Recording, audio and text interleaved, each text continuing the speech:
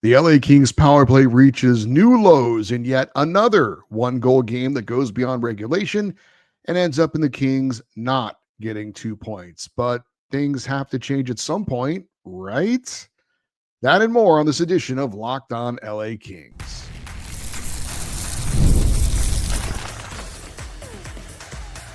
You are Locked On Kings, your daily podcast on the Los Angeles Kings, part of the Locked On Podcast Network, your team every day.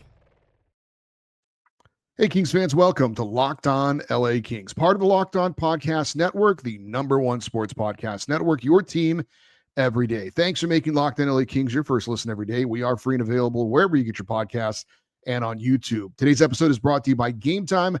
Download the Gametime app, create an account, and use the code LOCKEDONNHL for $20 off your first purchase. I'm Eddie Garcia, your host of Locked On LA Kings. I've worked in sports media for the past 30 years. Also one of the co-hosts of Locked On NHL Game Night, a nightly podcast and YouTube show that recaps the night in the NHL, and a passionate LA Kings fan for over 30 years. The LA Kings played game number 48 of the regular season, the second of back-to-back games against the Anaheim Ducks. This one in Anaheim, with LA coming off a 3-2 shootout loss at home against the Ducks the night before. The Kings once again played an up-and-down game. Once again, they lose a 2-1 overtime game against the Ducks. Yet another game that goes beyond regulation, and yet another one-goal game. As far as the game stats in this one, pretty decided in the side of the Ducks. The score was certainly close, 2-1 in overtime. Shots on goal, though, heavily favored the Ducks, 33-18. The special teams, oh boy. The Ducks were 0 for 3. That was good. The Kings 1 for 6. Faceoffs favored the Ducks 54.8% to the Kings 45.2%. Hits favored Anaheim 30-21.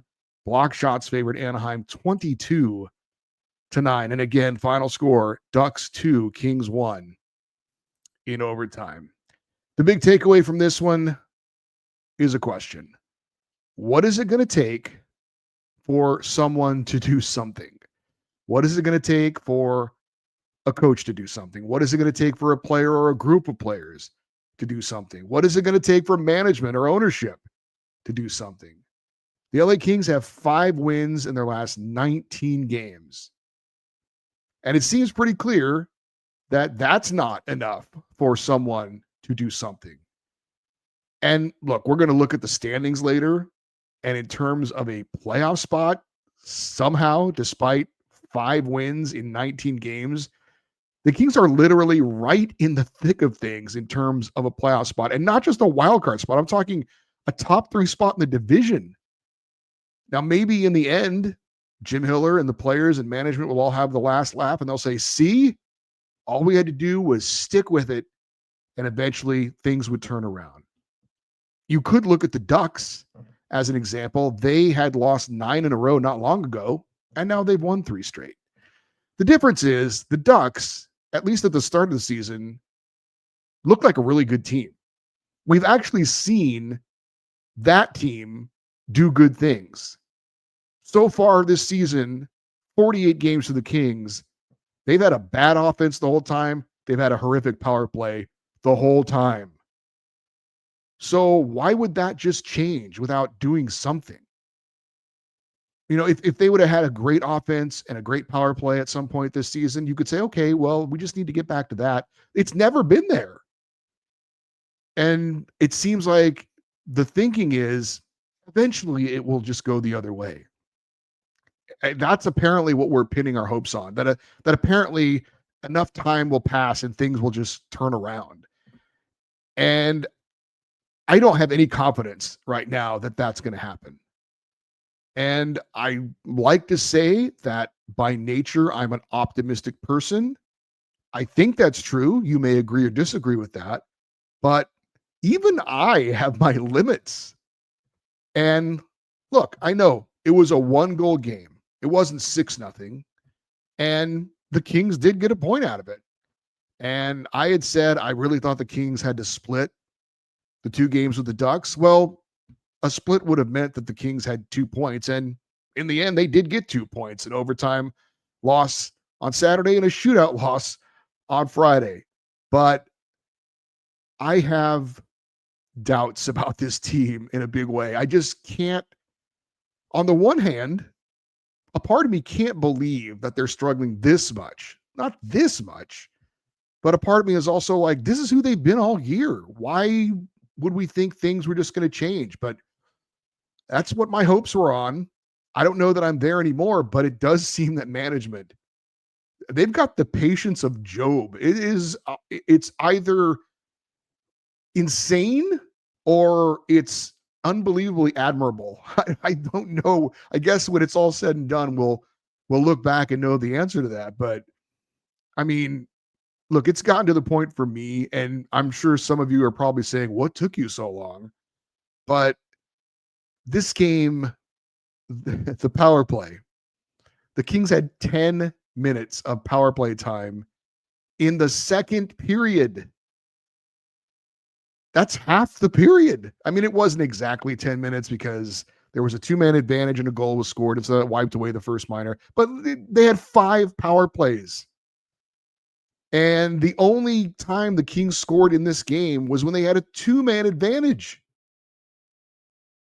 I'm totally convinced if the Kings didn't have a 2-man advantage, they would have gone 0 for 6 on the power play. And that's literally hard to do. It's hard to be that bad with an extra player on the ice for that much time. The Kings had 6 power plays in the game, 5 in one period, and they had a total of 18 shots on goal. I mean, it would have been one thing if the Kings were like 1 for 6 on the power play and it was like kind of spread throughout 3 periods. 5 power plays in the second period. And the shots on goal, I think it was 8 shots on goal. 5 power plays in a period. You got 8 shots on goal in that period. It's hard to do. It's hard to be that bad. But they were. Kings head coach Jim Hiller was asked about the power play afterwards, shockingly enough. And he said, quote, "We had the puck in their zone. I didn't think we executed well at all. I mean, that's a nice 5-on-3 goal. That's a high level of execution. But outside of that, I didn't think we executed. We didn't generate enough rubber at the net. We had some shots that went wide that were blocked, some high tips, but no, we didn't attack inside enough. So if there was a chance for us to win the game, that would have been it. We didn't execute." End quote. They haven't executed all season on the power play, but this was an all-time high. They kept getting power play after power play after power play and almost nothing.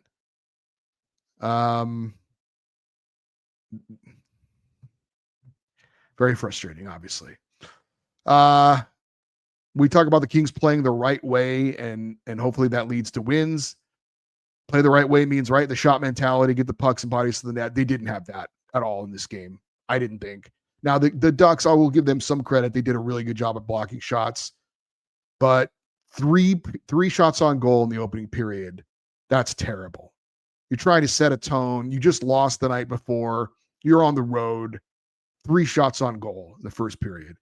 They had 8 in the second. But again, that's awful because they had 5 power plays. 8 shots on goal when you have 5 power plays. That is atrocious. And then they were outshot 13-7 in the third period and had no shots on goal in overtime. We talk about finishing your opportunities. Well, when you're 1 for 6 in the power play, that definitely is not finishing your opportunities. And another key for the Kings, don't hurt yourselves. The one decent thing they did do in this game was kill penalties.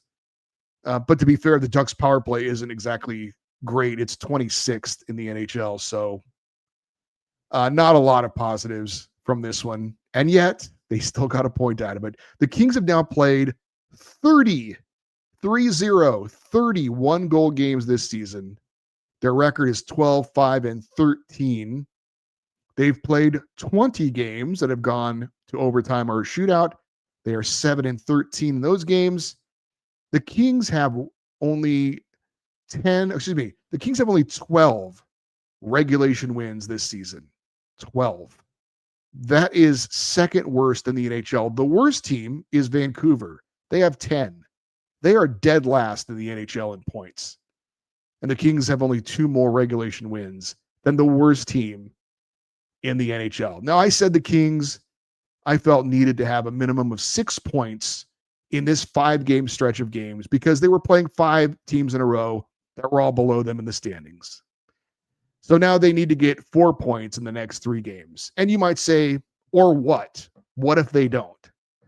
Well, to me, if they can't show that they can beat these teams in this situation, then I've almost lost all hope that they can really turn this around. And that may be silly because there are a lot of games left. And when you look at the standings and they see where they're right there, but when we're talking about turning this thing around, to me, this is the stretch of games to turn this thing around, or at least to get some wins to try and start getting a little momentum, which they haven't done much this year. But you had 2 games against the Ducks. All right, you got 2 points. Got the Rangers on Tuesday at home, Blues on the road Saturday, and then Blue Jackets on the road on Monday. Those are all teams below the Kings in the standings. Those are all teams they need to get 2 points against. Will they do it? I don't know. Confidence is obviously very low, but to me, this is the stretch where they needed to get it going, and they're not off to a good start, I would say, with these 2, with a shootout and an overtime loss to the Ducks. Once again, I thought the Kings got good enough goaltending. We'll get into that and more here on Locked On LA Kings, your team every day.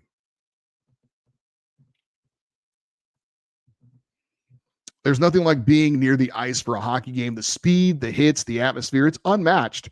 Watching at home is great, but being in the building is a completely different experience. The only thing that used to get in the way of actually getting tickets is getting the tickets. But the Gametime app gives the advantage back to the fans. It is the hack for unlocking amazing NHL tickets and experiences with just a few taps. I pull up the Gametime app, check out the upcoming NHL schedule for the Kings, and it is fast and easy to get good seats. The app's incredibly easy. Browsing, comparing, buying tickets took just minutes. One of my favorite features is seeing the view from my seat before buying. I know exactly what I'm going to get. The zone deals are clutch. You choose a section, Gametime picks the seats, and you save even more. Seeing NHL tickets available for as low as $25 makes it easy to play on a game night.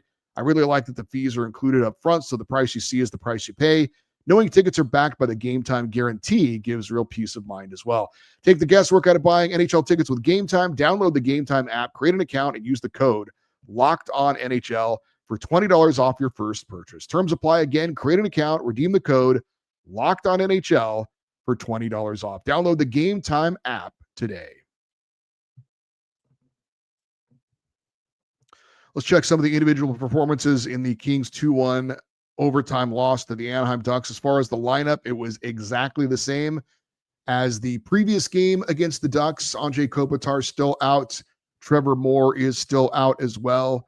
The only difference, at least to start the game, was that Anton Forsberg was in net and Darcy Kemper was the backup. Now, things did get jumbled around later as the game went on. We saw a line of Quentin Byfield with Adrian Kempe, and it was Kevin Fiala for a while as well. Maybe it was Alex Laferriere, but there were some things that were moved around as the game got going. Jeff Malott was on the top line to start the game, but he did not play much in this game as it went along. Want to start with Anton Forsberg. 2 goals allowed on 33 shots. I thought overall Forsberg was solid. Definitely, I thought he played good enough for the Kings to get 2 points. If you base it on how he played, I thought he had some quality saves in the third period. He had a huge save in overtime when the Kings were shorthanded. First goal he allowed was the only goal allowed in regulation. It was on the second shot of the game.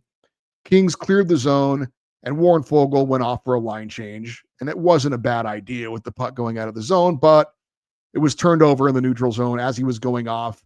It didn't turn into an odd man rush, but Mikey Anderson kind of got stuck with 2 players. And the teammate that came over for Fogle, Andre Lee, was a little bit late in getting into the play. Also didn't help that Mikey fell down, and then the Ducks player got off a clean shot from the right faceoff dot and scored. It was a good scoring chance. It was in a pretty dangerous area. It would have been a great save for Forsberg to make, but he did not make it. Second goal was the overtime game winner. It's a 2-on-1 after Kevin Fiala was breaking in on net, looking to win the game. He had the puck stolen from him on a nice little stick check. It goes the other way, and the shot beats Forsberg glove side. I'll say the same thing about this goal as I did the first goal. It would have been a great save for him to make. It was a shot from a dangerous area. It was a player who had time and space. That said, Forsberg wasn't moving. He saw it all the way. He was facing the shooter, but still, it's a tough save to make. I thought overall, again, Forsberg played well enough for the Kings to get 2 points in this one. I thought he did his job for the most part, but he takes the loss. He now is 7-6-4 on the season. Adrian Kempe scored the Kings' only goal. Jim Hiller said after the first loss to the Ducks on Friday that some players at the top of the lineup needed to step up. Now, he didn't name names, but I think it was pretty safe that one of the players he had in mind was Adrian Kempe. Kempe scores on a nice wrist shot on the Kings' two-man advantage power play. Had a couple of one-time attempts that he just couldn't get hit clearly, kind of mistimed him a little bit. I thought a few passes on the power play were just off as well. He did put one off the crossbar in overtime that would have been a great shot to win it. Certainly a little bad luck there. And if it wasn't for bad luck, the Kings would have no luck at all, I think is the way that saying goes. But Juice ended up with 2 shots on goal. He was a -1. He played 20 minutes and 14 seconds.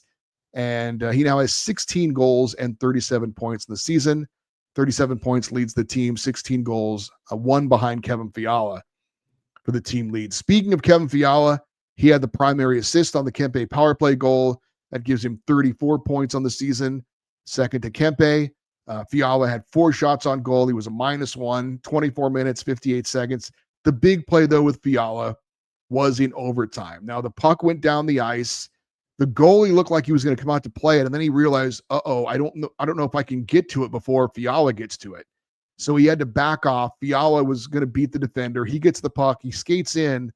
It looks like he's alone, and I'm sure at the time he thought, I'm alone in on net to try and win this. And one of the Ducks players hustled, got back, lifted his stick right as he was going to shoot, stole the puck, went the other way with it, and that led to the 2-on-1, and the game-winning goal was scored. Quentin Byfield had no points. He was a -1. He had 2 shots on goal, 25 minutes, 21 seconds of ice time. He lost 13, or I should say he won 13 and lost 15 faceoffs. That's 46.6%. On the power play, it seemed like they were trying to get it to Q in that bumper position in the slot, but it just never connected, unfortunately, for the Kings and for Quentin Byfield. As we're talking with the forwards, I did want to bring up Samuel Helenius. Kudos to Sammy for getting into a pretty big scrap with a Ducks player who just joined the team in a trade. The Kings were not good in the first period at all in this one. And Helenius was trying to do something to spark the team. I have no idea why the Ducks player, well, I know why. He just got traded for, and so he wanted to kind of make a good impression. But the Ducks were up 1-0 at the time. The Kings were playing terrible.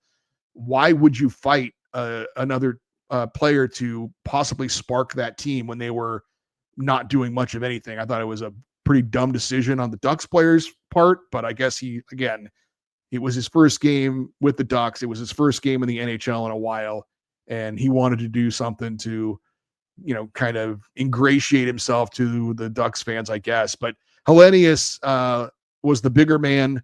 He landed some big shots. He took a couple, but I thought he landed more than he took. Did get cut a little bit, but a spirited bout.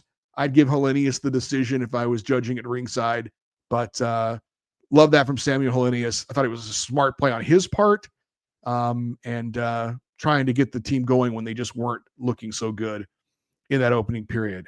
I did want to talk about Brandt Clarke and Drew Doughty. Clarke played the most minutes of any defenseman in this one, 23 minutes and 27 seconds, but no points. And I thought most concerning, no shots on goal. And he's quarterbacking the number 1 power play unit. He had 6 minutes and 18 seconds of power play time, and he didn't get a single shot on goal. That's surprising, and that's not good. And also, Brandt Clarke did not start overtime. Third straight game, the Kings have had a game go into overtime, And Drew Doughty has started all of them. And I don't understand why Jim Hiller doesn't start Brant Clark. Why not give it a try? What would it hurt? You're obviously playing both of them in overtime regardless. Why not try that and see if maybe that gets you a win? Drew Doughty has been on the ice for the game-winning goals in overtime in both of the Kings' recent OT losses. And it was really obvious, there's a lot of open ice out there, and he just does not have the foot speed to stay with some of these players when they're playing that man-on-man defense. And in overtime, the player just blew right by him. He had to take a penalty, and fortunately, the Kings killed it off to stay alive. But he just, I think Drew Doughty. Look, I like Drew. Obviously, he's an all-time great. But I think there are some situations where you really have to consider not using him. And I think at least the start overtime would be one of them. And I don't even know if it wouldn't be a better idea, frankly, for the Kings to play 3 forwards rather than to have Drew Doughty out there. I don't know. I mean, I think it's worth considering. I doubt that they will, but at least have Brant Clark start the overtimes. If you still feel you have to if you still feel you have to use Drew, at least start Clark. And Doughty is quarterbacking the second power play unit, and in 41 games, he has no power play goals and 1 assist. I mean, honestly, maybe take him off the power play and put Joel Edmondson out there. At least he's got that huge blast that might be able to, do something for you. He's not as mobile as Drew, so I understand the downside, but I'm saying if Drew has no power play goals and 1 assist in 41 games, I mean, the power play is awful. Try something else. That's all I'm saying. All right, real quick, stats in this one. Kempe has the only goal. Fiala and Kuzmenko the assists. Fiala led the team with 4 shots on goal. The entire defensive core had only 6 total shots on goal. That is too low. Joel Edmondson had 3 blocked shots to lead the team. Drew Doughty, Jeff Malott, Alex Ferrier each had 3 hits. Quentin Byfield led the Kings in ice time, 25 minutes, 21 seconds, and Alex Ferrier was the best King in the faceoff circle. He won 7 of 14 faceoffs, 50%. Believe it or not, the Kings are right in the thick of things when we look at the standings. You have to see it to believe it or hear it to believe it. That's next here on Locked On LA Kings, your team every day. The NFL playoffs are here, and FanDuel is officially in playoff mode. Every game day during the NFL playoffs, FanDuel is giving customers even more ways to get in on the action. Because right now, every NFL playoff game day, FanDuel users get a profit boost pack waiting for them inside the app. Each game day, you'll see a pack loaded with multiple profit boosts you can apply to your bets that you like the most. Open your profit boost pack first thing on game day and see what boosts you want to play. The boost lets you lean into your game day instincts, whether you're backing momentum, defense, quarterback, player, coaching. The boost gives you more juice on the bets you already like instead of forcing you to bet something new. Every play feels bigger, and the boost makes your bets feel that way too. Make your picks and then apply your profit boost to go for an even bigger payout while the playoffs get rolling. So visit FanDuel, an official sports betting partner of the NFL, and grab your profit boost pack for every NFL playoff game day. If you've ever hired someone who looked good on paper but wasn't the right fit, you know how important that is when you want candidates who truly match what you're looking for. Trust Indeed sponsored jobs. Stop struggling to get your job posts seen on other sites.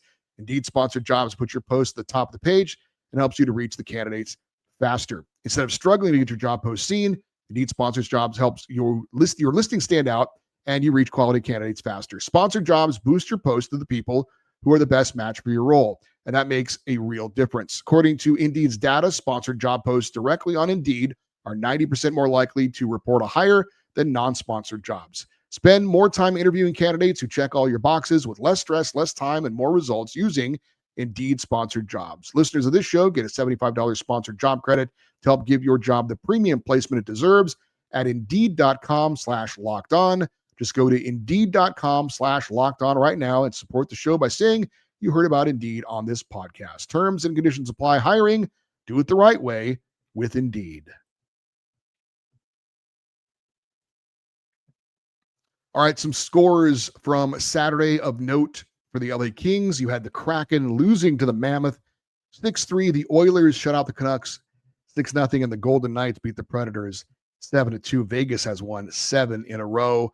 Looking at the Pacific Division standings, Golden Knights are on top with 60 points. The Oilers are in second place with 56. They're starting to pull away from the pack a bit, but we're looking at 3, 4, 5, and 6. The Kraken, the Sharks, the Ducks, and the Kings all have 51 points right now because Seattle and San Jose have played one fewer game. That gives them the tiebreaker for the moment. So Seattle's currently in third. The Sharks are in fourth. The Ducks fifth, and the Kings are sixth. But obviously, it is very, very tight with 4 teams all with 51 points. So the Kings literally, if they would have beaten the Ducks, would be in third place right now in the Pacific Division, despite the struggles of late. And that is, I guess, part of the problem, you could say, in the Kings' lack of looking to do something, because they feel like, hey, we're struggling, but look where we are. And eventually it's going to turn around. As far as the wild card goes, Utah holds the number 1 wild card spot with 54 points. The Sharks, the Ducks, and the Kings, and certainly the Kraken you can throw in the mix as well, 51 points. So they're all right there in the mix. And the Predators with 50 points are there as well. So again, despite the Kings' troubles, they are right in the thick of things. And it's not a bad thing. I mean, I'm glad the Kings are not, 6 points out or something like that, certainly. But it does make you wonder if, because of that, are the Kings not willing to do anything that I guess could. It's hard for me to believe that anything they do wouldn't improve things or help change things. Let's say they make a coaching change and nothing changes. Okay, I mean, at least you tried. Well, we'll see. So the Kings are off for 2 days. Their next game is Tuesday at home against the New York Rangers. We'll have to see if those few days off may see Anze Kopitar and or Trevor Moore get back in the lineup or not. We'll obviously update you on our next show when we get some more news on them, see if they're out there skating, who they're skating with, that kind of thing. Are they back at practice on Monday? And also did want to throw out there, a lot of people, some people have asked, hey, when are you going to be out at crypto.com arena again? I haven't been out there in a while because of some extra work I was doing. That has now kind of been settled, if you will. And so I'm going to start to get back out there. And I am planning on going out to the Kings Rangers game this coming Tuesday. So if you are out there and you would like to say hello, let me know. And I think I'm going as a fan as well. So no work responsibilities. So if you want to meet up and say hello before, during, or after, you can shoot me an email or reach out on social media, so on and so forth. And speaking of that, Sunday, February the 1st, which is 2 weeks from this Sunday, we're trying to have an Locked on LA Kings watch party. Kings are playing the Hurricanes, noon Pacific time, location to be determined. If you're interested in attending that, you can shoot me an email. And if you want to suggest a location, you can do that too, because I have not figured out where this is going to be. But I live in San Pedro. I would like it to be somewhere close to home. So somewhere in the South Bay, Long Beach would be the preferred location. But I'm willing to take suggestions. So if you're interested in that, want to make a suggestion, want to attend, again, it is February the 1st. That's a Sunday, noon Pacific time, at a place to be determined. And hopefully we can make that happen. All right, for you everydayers, those of you listening to watch Locked on LA Kings every day, come up on our next show. We're going to talk about trade rumors. There's some crazy stuff out there. We also have one team that's basically saying we're definitely going to be trading some of our pieces away. We're also going to be talking about a possible coaching change. There's been one change already, and so far, that team has not lost since making that coaching change. Are the Kings paying attention to that? Also, if you want to get an email in at any time for the feedback show or for anything else, our weekly feedback shows, the email address is lockedoneddie@gmail.com, EDDIE. And you're always welcome to post your thoughts if you're watching on YouTube in the comment section. And stay connected with the show if you're on social media, X, Twitter, Instagram, TikTok. We're at Locked On LA Kings. I'm Eddie Garcia. Thank you for listening and watching Locked On LA Kings, part of the Locked On Podcast Network, your team every day. Have a great rest of your day. We'll talk to you next time. And as always, go Kings, go.